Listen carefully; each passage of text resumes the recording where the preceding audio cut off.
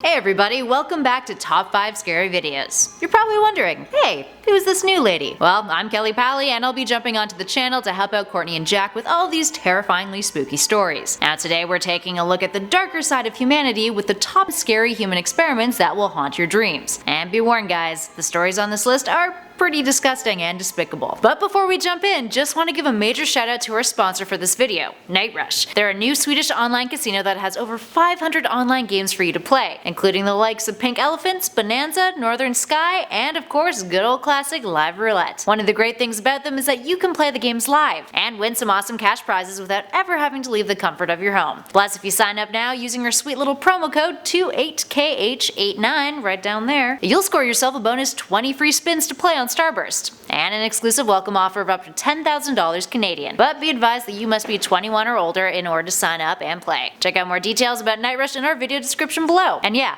I'm also wearing a different outfit, thanks to the magical power of editing. Suspend your disbelief, my friends. And with that being said, let's jump into our list. Starting us off in at number 5, the Stanford Prison Experiment. This one is probably one of the more tame yet still unsettling stories on our list. The Stanford Prison Experiment is one of the most notorious social psychology experiments to occur in the United States. In 1971, a research group at Stanford University, led by Professor Philip Zimbardo, used volunteering college students to conduct an experiment on the psychological effects of perceived power. It was even funded by the U.S. Office of Naval Research. The 24 male students who participated were assigned to one of two groups, the prisoners or the guards, and placed within a mock prison in which Professor Zimbardo acted as the superintendent. Prisoners were arrested at their homes and brought to the mock prison that was beneath the university. Lasting a total of 6 days before being shut down for using unethical practices, students quickly embraced their roles, with guards using extreme authoritarian tactics that inflicted severe psychological torture to the prisoners, many of which who accepted the abuse. Some of the prisoners reportedly went crazy. There was a solitary confinement area that was a dark closet that prisoners were left within, and many of the guards exhibited genuine sadistic behavior. There's even been a few film adaptations of the story to emerge over the years, including the 2015 movie The Stanford Prison Experiment, starring Ezra Miller and Ty Sheridan. Moving on to number 4, the mustard gas experiments. During World War I, one of the most startling innovations was the gas that German soldiers had released on the Allies. It was a new kind of chemical warfare that was unprecedented, and the Allied forces were unprepared for it. Eventually, masks were developed and improved upon to help soldiers survive the gas bombings. Flash forward to 1943. Mustard gas was anticipated as being a major problem during the Second World War, and the US Navy began testing the effectiveness of new clothing and gas masks that were meant to protect their men from its threat. But these experiments that they did were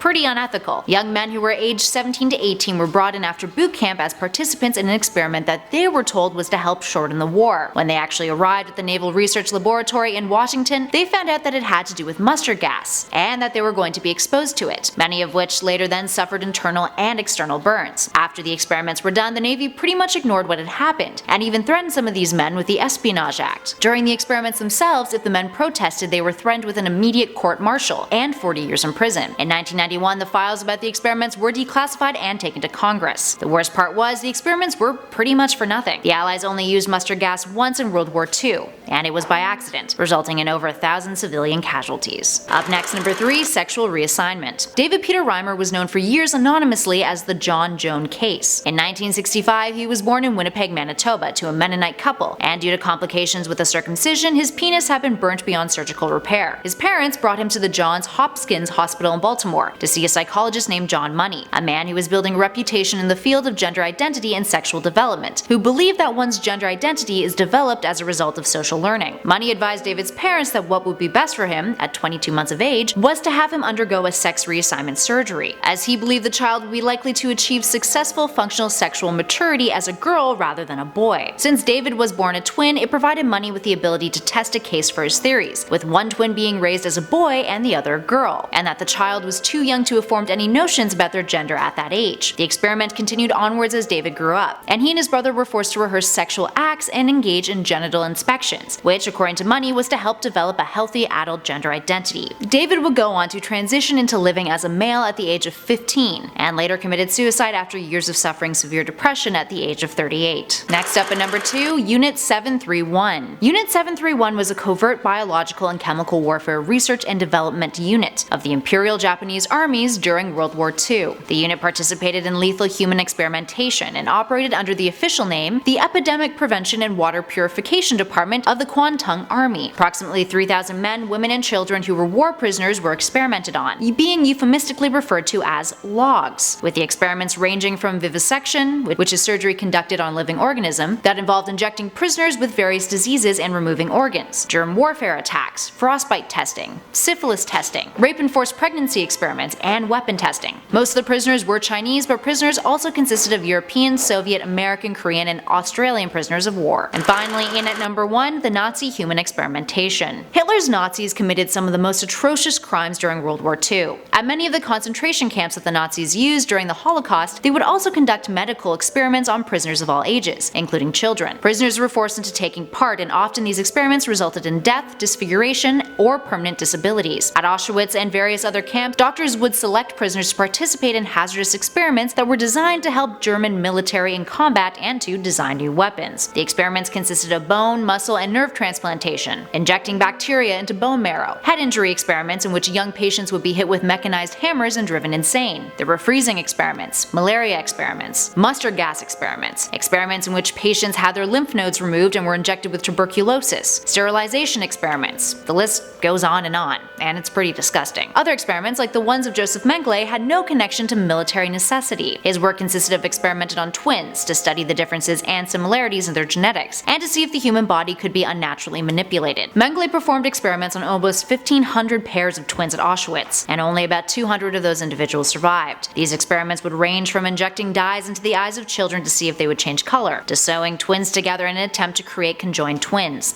If one twin died, the other would be brought in and killed as well, with the doctors then examining and comparing their bodies. Well, that was a lot to take in. There's a lot of messed up stuff that's happened at the hands of humans over the years, but here's hoping that we'll never see the likes of some of these horrifying experiments again. Now, if you dug this video and haven't lost all hope in humanity, show us some love. Hit that like button. And for more scary stories and lists, be sure to hit that subscribe button down below. We also love hearing from you guys, so if you have any suggestions for videos, make sure you give us a shout in those comments. Also, feel free to hang out with me some more on our sister channels Top 10 Nerd and Top 10 Gaming, where we talk all things comics, pop culture, and video games. And no human experiments for the most part. It's a good old time. Anywho, thanks for watching everybody. I'll catch you all in the next video.